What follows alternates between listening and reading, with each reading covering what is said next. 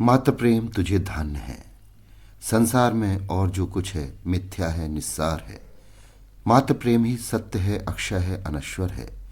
3 दिन से सुखिया के मुंह में न अन्न का एक दाना गया था, न पानी की एक बूंद।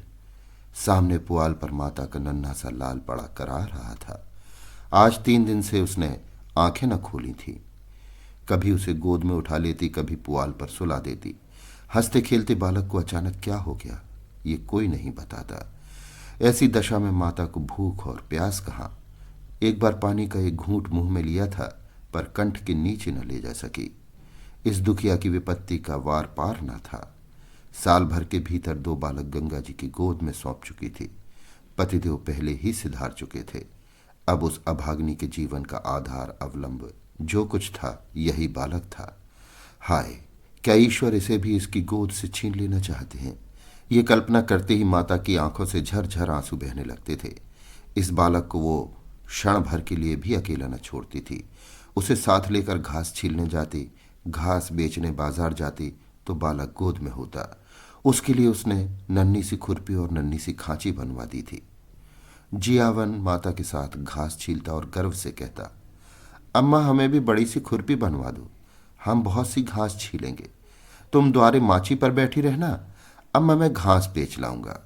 माँ पूछती, मेरे लिए क्या क्या लाओगे बेटा। जियावन लाल लाल साड़ियों का वादा करता। अपने लिए बहुत सा गुड़ लाना चाहता था। वे ही भोली भोली बातें इस समय याद आकर माता के हृदय को शूल के समान बेध रही थी। जो बालक को देखता यही कहता कि किसी की डीठ है, पर किसकी डीठ है। इस विधवा का भी संसार में कोई बैरी है।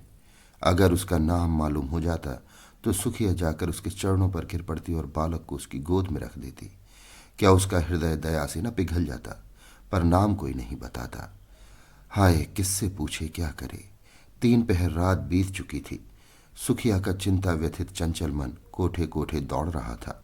किस देवी की शरण जाए, किस देवता की मनौती करे। इसी सोच में पड़े पड़े उसे एक झपकी आ गई। क्या देखती है कि उसका स्वामी आकर बालक के सिरहाने खड़ा हो जाता है और बालक के सिर पर हाथ फेर कर कहता है, रो मत सुखिया, तेरा बालक अच्छा हो जाएगा। कल ठाकुर जी की पूजा कर दे, वही तेरे सहायक होंगे। ये कहकर वो चला गया। सुखिया की आंख खुल गई। अवश्य उसके पतिदेव आए थे। इसमें सुखिया को जरा भी संदेह न हुआ। उन्हें अब भी मेरी सुधि है, ये सोचकर उसका हृदय आशा से परिप्लावित हो उठा। पति के प्रति श्रद्धा और प्रेम से उसकी आंखें सजग हो गईं। उसने बालक को गोद में उठा लिया और आकाश की ओर ताकती हुई बोली, भगवान मेरा बालक अच्छा हो जाए तो मैं तुम्हारी पूजा करूंगी। अनाथ विधवा पर दया करो। उसी समय जियावन की आंखें खुल गईं। उसने पानी मांगा। माता ने दौड़कर कटोरे में पानी लिया और बच्चे को पिला दिया। जियावन ने पानी पीकर कहा, अम्मा रात है कि दिन। सुखिया, अभी तो रात है बेटा, तुम्हारा जी कैसा है। जियावन, अच्छा है अम्मा, अब मैं अच्छा हो गया। सुखिया, तुम्हारे मुंह में घी शक्कर बेटा, भगवान करे तुम जल्द अच्छे हो जाओ। कुछ खाने को जी चाहता है। जियावन, हाँ अम्मा, थोड़ा सा गुड़ दे दो। सुखिया, गुड़ मत खाओ भैया, अवगुण करेगा, कहो तो खिचड़ी बना दूं। जियावन, नहीं मेरी अम्मा, जरा सा गुड़ दे दो, तेरे पैरों पड़ो। माता इस आग्रह को न टाल सकी। उसने थोड़ा सा गुड़ निकालकर जियावन के हाथ में रख दिया और हाड़ी का ढक्कन लगाने जा रही थी कि किसी ने बाहर से आवाज दी। हाड़ी वही छोड़कर वो किवाड़ खोलने चली गई। जियावन ने गुड़ की 2 पिंडियां निकाल ली और जल्दी जल्दी चट कर गया। दिन भर जियावन की तबीयत अच्छी रही। उसने थोड़ी सी खिचड़ी खाई। 2-1 बार धीरे धीरे द्वार पर भी आया और हमजोलियों के साथ खेल न सकने पर भी उन्हें खेलते देखकर उसका जी बहल गया। सुखिया ने समझा बच्चा अच्छा हो गया। 2-1 दिन में जब पैसे हाथ आ जाएंगे तो वो एक दिन ठाकुर जी की पूजा करने चली जाएगी। जाड़े के दिन झाड़ू बहारू, नहाने धोने और खाने पीने में कट गए। मगर जब संध्या समय फिर जियावन का जी भारी हो गया, तब सुखिया घबरा उठी। तुरंत मन में शंका उत्पन्न हुई कि पूजा में विलंब करने से ही बालक फिर मुरझा गया है। अभी थोड़ा सा दिन बाकी था। बच्चे को लिटाकर वो पूजा का सामान तैयार करने लगी। फूल तो जमींदार के बगीचे में मिल गए।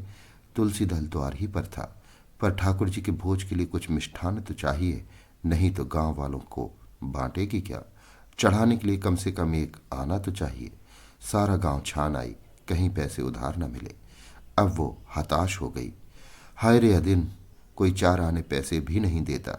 आखिर उसने अपने हाथों के चांदी के कड़े उतारे और दौड़ी हुई बनिए की दुकान पर गई। कड़े गिरों रखे, बतासे लिए और दौड़ी हुई घर आई।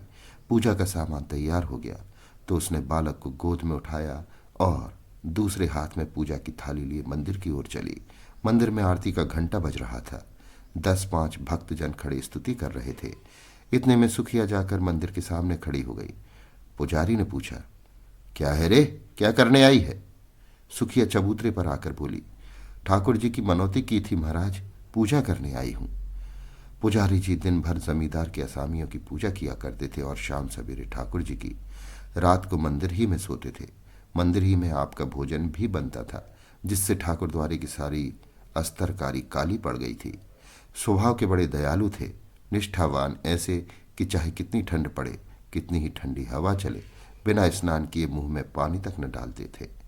अगर इस पर भी उनके हाथों और पैरों में मैल की मोटी तह जमी हुई थी तो इसमें उनका कोई दोष न था। बोले, तो क्या भीतर चली आएगी? हो तो चुकी पूजा, यहां आकर भर भ्रष्ट करेगी? एक भक्तजन ने कहा। ठाकुर जी को पवित्र करने आई है। सुखिया ने बड़ी दीनता से कहा, ठाकुर जी के चरण छूने आई हूं सरकार, पूजा की सब सामग्री लाई हूं। पुजारी, कैसी बेसमझी की बात करती है रे, कुछ पगली तो नहीं हो गई है? भला तू ठाकुर जी को कैसे छुएगी? सुखिया को अब तक कभी ठाकुर द्वारे में आने का अवसर न मिला था। आश्चर्य से बोली, सरकार वो तो संसार के मालिक है, उनके दर्शन से तो पापी भी तर जाता है, मेरे छूने से उन्हें छूत लग जाएगी? पुजारी, अरे तू चमारिन है कि नहीं रहे? सुखिया, तो क्या भगवान ने चमारों को नहीं सिरजा है? चमारों का भगवान कोई और है। इस बच्चे की मनौती है सरकार। इस पर वही भक्त महोदय जो अब तक स्तुति समाप्त कर चुके थे डपट कर बोले, मार के भगा दो चुड़ैल को, भर भ्रष्ट करने आई है, फेंक दो थाली वाली। संसार में आप ही आग लगी हुई है, चमार भी ठाकुर जी की पूजा करने लगेंगे तो पृथ्वी रहेगी कि रसातल को चली जाएगी? दूसरे भक्त महाशय बोले, अब बेचारे ठाकुर जी को भी चमारों के हाथ का भोजन करना पड़ेगा, अब प्रलय होने में कुछ कसर नहीं है। ठंड पड़ रही थी, सुखिया खड़ी कांप रही थी और यहां धर्म के ठेकेदार लोग समय की गति पर आलोचनाएं कर रहे थे। बच्चा मारे ठंड के उसकी छाती में घुसा जाता था, किंतु सुखिया वहां से हटने का नाम न लेती थी। ऐसा मालूम होता था कि उसके दोनों पांव भूमि में गड़ गए हैं। रह रहकर उसके हृदय में ऐसा उद्गार उठता था कि जाकर ठाकुर जी के चरणों पर गिर पड़े। ठाकुर जी क्या इन्हीं के हैं? हम गरीबों का उनसे कोई नाता नहीं है। ये लोग होते कौन है रोकने वाले? पर यह भय होता था कि इन लोगों ने कहीं सचमुच थाली वाली फेंक दी तो क्या करूंगी। दिल में ऐठ कर रह जाती थी। सहसा उसे एक बात सूझी। वो वहां से कुछ दूर जाकर एक वृक्ष के नीचे अंधेरे में छिपकर इन भक्तजनों के जाने की राह देखने लगी। आरती और स्तुति के पश्चात भक्तजन बड़ी देर तक श्रीमद् भागवत का पाठ करते रहे। उधर पुजारी जी ने चूल्हा जलाया और खाना पकाने लगे। चूल्हे के सामने बैठे हुए हूं हूं करते जाते थे और बीच बीच में टिप्पणियां भी करते जाते थे। रात 10 बजे तक कथा वार्ता होती रही और सुखिया वृक्ष के नीचे ध्यान अवस्था में खड़ी रही। सारे भक्त लोगों ने एक एक करके घर की राह ली। पुजारी जी अकेले रह गए। अब सुखिया जाकर मंदिर के बरामदे के सामने खड़ी हो गई, जहां पुजारी जी आसन जमाए बटलोई का शुद्धावर्धक मधुर संगीत सुनने में मग्न थे। पुजारी जी ने आहट पाकर गर्दन उठाई तो सुखिया को खड़ी देखा। चिढ़कर बोले, क्यों रे, तू अभी तक खड़ी है? सुखिया ने थाली जमीन पर रख दी और एक हाथ फैलाकर भिक्षा प्रार्थना करती हुई बोली, महाराज जी, मैं अभाग्नि हूं, यही बालक मेरे जीवन का अलम है, मुझ पर दया करो। 3 दिन से इसने सिर नहीं उठाया, तुम्हें बड़ा जस होगा महाराज जी। ये कहते कहते सुखिया रोने लगी। पुजारी जी दयालु तो थे, पर चमारिन को ठाकुर जी के समीप जाने देने का अश्रुतपूर्व घोर पातक वो कैसे कर सकते थे? न जाने ठाकुर जी इसका क्या दंड दें। आखिर उनके भी बाल बच्चे थे, कहीं ठाकुर जी कुपित होकर गांव का सर्वनाश कर दें तो? बोले, घर जाकर भगवान का नाम ले, तेरा बालक अच्छा हो जाएगा। मैं ये तुलसी दल देता हूं, बच्चे को खिला दे, चरणामृत उसकी आंखों में लगा दे, भगवान चाहेंगे तो सब अच्छा ही होगा। सुखिया, ठाकुर जी के चरणों पर गिरने न दोगे महाराज जी? बड़ी दुखिया हूं, उधार काढ़ कर पूजा की सामग्री जुटाई है। मैंने कल सपना देखा था महाराज जी कि ठाकुर जी की पूजा कर, तेरा बालक अच्छा हो जाएगा, तभी दौड़ी आई हूं। मेरे पास 1 रुपया है, वो मुझसे ले लो, पर मुझे एक क्षण भर ठाकुर जी के चरणों पर गिर लेने दो। इस प्रलोभन ने पंडित जी को एक क्षण के लिए विचलित कर दिया, किंतु मूर्खता के कारण ईश्वर का भय उनके मन में कुछ कुछ बाकी था। संभल कर बोले, अरे पकली, ठाकुर जी भक्तों के मन का भाव देखते हैं कि चरण पर गिरना देखते हैं। सुना नहीं है, मन चंगा तो कठौती में गंगा।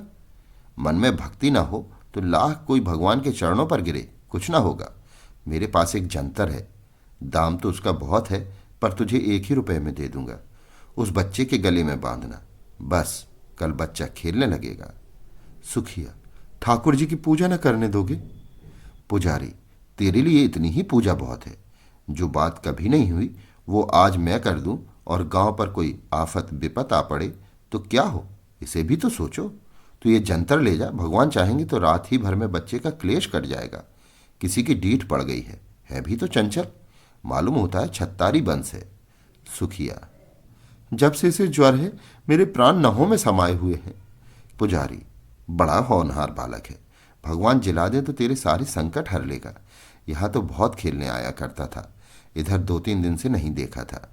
सुखिया, तो जंतर को कैसे बांधूंगी महाराज? पुजारी, मैं कपड़े में बांधा कर देता हूं, बस गले में पहना देना। अब तू इस बेला नवीन बस्तर कहाँ खोजने जाएगी?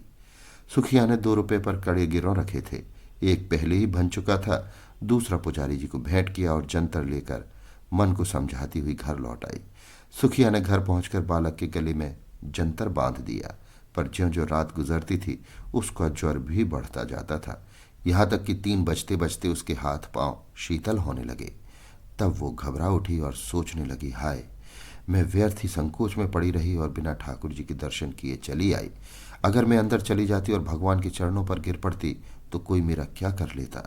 यही ना होता कि लोग मुझे धक्के देकर निकाल देते, शायद मारते भी, पर मेरा मनोरथ तो पूरा हो जाता। यदि मैं ठाकुर जी के चरणों को अपने आंसुओं से भिगो देती और बच्चे को उनके चरणों में सुला देती तो क्या उन्हें दया ना आती? वो तो दयामय भगवान है, दीनों की रक्षा करते हैं, क्या मुझ पर दया न करते? ये सोचकर सुखिया का मन अधीर हो उठा। नहीं, अब विलंब करने का समय न था। वो अवश्य जाएगी और ठाकुर जी के चरणों पर गिरकर रोएगी। उस अबला के आशंकित हृदय का अब इसके सिवा और कोई अवलंब, कोई आसरा न था। मंदिर के द्वार बंद होंगे तो वो ताले तोड़ डालेगी। ठाकुर जी क्या किसी के हाथों बिक गए हैं कि कोई उन्हें बंद कर रखे? रात के 3 बज गए थे। सुखिया ने बालक को कंबल से ढांप कर गोद में उठाया, एक हाथ में थाली उठाई और मंदिर की ओर चली। घर से बाहर निकलती ही शीतल वायु के झोंकों से उसका कलेजा कांपने लगा। शीत से पांव शिथिल हुए जाते थे। उस पर चारों ओर अंधकार छाया हुआ था। रास्ता 2 फरलांग से कम न था। पगडंडी वृक्षों के नीचे नीचे गई थी। कुछ दूर दाहिनी ओर एक पोखरा था, कुछ दूर बांस की कोठियां। पोखरे में एक धोबी मर गया था और बांस की कोठियों में चुड़ैलों का अब था। बाईं ओर हरे भरे खेत थे, चारों ओर सनसन हो रहा था। अंधकार साए साए कर रहा था। सहसा गीदड़ों ने कर्कश स्वर में हुआ हुआ करना शुरू किया। हाय, अगर कोई उसे 1 लाख रुपया देता तो भी इस समय वो यहाँ न आती, पर बालक की खातिर सारी शंकाओं को दबाए हुए थी। हे भगवान, अब तुम्हारा ही आसरा है। ये जपती हुई वो मंदिर की ओर चली जा रही थी। मंदिर के द्वार पर पहुंचकर सुखिया ने जंजीर टटोल कर देखी, ताला पड़ा हुआ था। पुजारी जी बरामदे में मिली हुई कोठरी में किवाड़ बंद किए सो रहे थे। चारों ओर अंधेरा छाया हुआ था। सुखिया चबूतरे के नीचे से एक ईंट उठा लाई और जोर जोर से ताले पर पटकने लगी। उसके हाथों में न जाने इतनी शक्ति कहाँ से आ गई थी। 2 ही 3 चोटों में ताला और ईंट दोनों टूटकर चौखट पर गिर पड़े। सुखिया ने द्वार खोल दिया और अंदर जाना ही चाहती थी कि पुजारी किवाड़ खोलकर हड़बड़ाए हुए बाहर निकले और चोर चोर का गुल मचाते हुए गांव की ओर दौड़े। जाड़ों में प्रायः पहर रात रहे ही लोगों की नींद खुल जाती है। ये शोर सुनते ही कई आदमी इधर उधर से लालटेनें लिए हुए निकल पड़े और पूछने लगे, कहाँ है, कहाँ है, किधर गया? पुजारी, मंदिर का द्वार खुला पड़ा है, मैंने खटखट की आवाज सुनी। सहसा सुखिया बरामदे से निकलकर चबूतरे पर आई और बोली, चोर नहीं है, मैं हूं, ठाकुर जी की पूजा करने आई थी। अभी तो अंदर गई भी नहीं, मार हल्ला मचा दिया। पुजारी ने कहा, अब अनर्थ हो गया। सुखिया मंदिर में जाकर ठाकुर जी को भ्रष्ट कराई। फिर क्या था, कई आदमी झल्लाए हुए लपके और सुखिया पर लात और घूंसों की मार पड़ने लगी। सुखिया एक हाथ से बच्चे को पकड़े हुए थी और दूसरे हाथ से उसकी रक्षा कर रही थी। एकाएक बलिष्ठ ठाकुर ने उसे इतनी जोर से धक्का दिया कि बालक उसके हाथ से छूटकर जमीन पर गिर पड़ा, मगर वो न रोया, न बोला, न सांस ली। सुखिया भी गिर पड़ी। संभल कर बच्चे को उठाने लगी तो उसके मुख पर नजर पड़ी। ऐसा जान पड़ा मानो पानी में परछाई हो। उसके मुंह से एक चीख निकल गई। बच्चे का माथा छूकर देखा, सारी देह ठंडी हो गई थी। एक लंबी सांस खींचकर वो उठ खड़ी हुई। उसकी आंखों में आंसू न थे। उसका मुख क्रोध की ज्वाला से तमतमा उठा। आंखों से अंगारे बरसने लगे। दोनों मुट्ठियां बंध गईं। दांत पीसकर बोली, पापियों, मेरे बच्चे के प्राण लेकर दूर क्यों खड़े हो? मुझे भी अभी क्यों नहीं उसी के साथ मार डालते? मुझे छू लेने से ठाकुर जी को छूत लग गई। पारस को छूकर लोहा सोना हो जाता है, पारस लोहा नहीं हो जाता। मेरे छूने से ठाकुर जी अपवित्र हो जाएंगे। मुझे बनाया तो छूत नहीं लगी। लो, अब कभी ठाकुर जी को छूने नहीं जाऊंगी। ताले में बंद रखो, पहरा बैठा दो। हाय, तुम्हें दया छू भी नहीं गई? तुम इतने कठोर हो, बाल बच्चे वाले होकर भी तुम्हें एक अभागिन माता पर दया ना आई? जिस पर धर्म के ठेकेदार बनते हो। तुम सबके सब हत्यारे हो, निपट हत्यारे हो। डरो मत, मैं थाना पुलिस नहीं जाऊंगी। मेरा न्याय भगवान करेंगे। अब उन्हीं के दरबार में फरियाद करूंगी। किसी ने चू ना की, कोई मिनमिने आया तक नहीं। पाषाण मूर्तियों की भांति सबके सब सिर झुकाए खड़े रहे। इतनी देर में सारा गांव जमा हो गया था। सुखिया ने एक बार फिर बालक के मुंह की ओर देखा। मुंह से निकला, हाय मेरे लाल। फिर वो मूर्छित होकर गिर पड़ी। प्राण निकल गए। बच्चे के लिए प्राण दे दिए। माता तू धान्य है। तुझ जैसी निष्ठा, तुझ जैसी श्रद्धा, तुझ जैसा विश्वास देवताओं को भी दुर्लभ है। अभी आप सुन रहे